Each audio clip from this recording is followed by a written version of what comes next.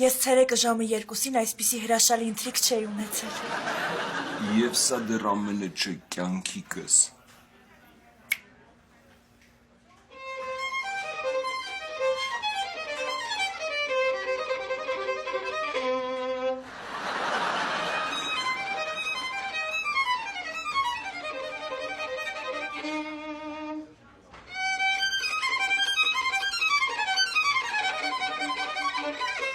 Այ,